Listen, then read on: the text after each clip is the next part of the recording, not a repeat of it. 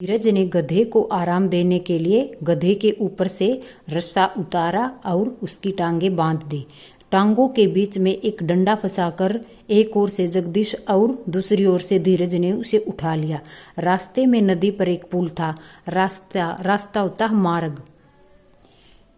जो किसान मिले थे उन किसान के कहने से धीरज और जगदीश ने गधे को एक डंडे से उठा लिया। देखो इस तरह जैसे इसमें दिखाया हुआ है, रस्सी बांधकर और डंडा इन टांगों के बीच में फंसाकर गधे को उठा लिया।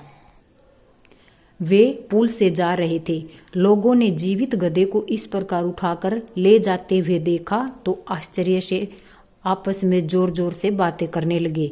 जीवित जीवित होता है जिंदा, आश्चर्य हैरान। गधा लटकाए जाने से परेशान तो था ही, लोगों को आसपास देखकर शोर सुनकर वह जोर से फड़फड़ाया। फड़फड़ाने से एक ही झटके के साथ नदी में गिर गया और डूब गया। एक तो गधा पहले ही परेशान था, पहले से ही उसको लटका रखा था, इस तरह से वह परेशान था, और एक भीड़ को अपने आसपास देखकर वह फड़फड़ाया और फड़फड़ाने से नदी में गिर गया। देखो इस तरह जैसे इस चित्र में दिखा रखा है, गधा नदी में गिर गया। जगदीश और धीरज रोने चिल्लाने लगे। उसी समय एक सयाना आदमी उनके पास से गुजरा और उनसे रोने का कारण पूछा।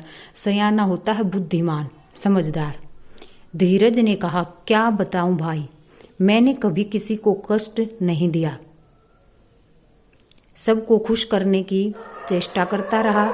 कुछ लोगों ने हमसे गधे को उठा लेने को कहा था, हमने उन्हें खुश करने के लिए उसे उठा लिया और वह नदी में गिरकर डूब गया। यह कहकर जगदीश फिर रोने लगा।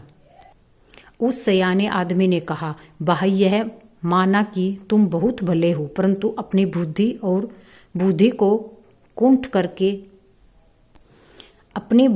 कुंद करके क्यों बैठे हो? भला जीवित गधा भी कोई उठाने की चीज थी। बुद्धि अकल, दिमाग, माइंड। जीवित होता है जिंदा। खैर आगे से याद रखो, सुनो सबकी, करो मन की। यह कहकर यात्री आगे चला गया और पिता पुत्र पछताते हुए वापस अपने घर की ओर लौट चले। इस पाठ में यही बताया गया है कि जगदीश और धीरज दूसरे लोगों की सलाह से ही कार्य करते रहे और आखिरकार उनका गधा पानी में डूब गया। उन्होंने अपनी समझदारी से काम नहीं किया तो उनका नुकसान हो गया, उनका गधा पानी में डूब गया। इस कहानी से हमें यह शिक्षा मिलती है कि सुनो सबकी सलाह, लेकिन करो अपने दिमाग से, सोच विचार करके कोई भी कार्य तभी आरंभ करो। अध्याय समाप्त हुआ।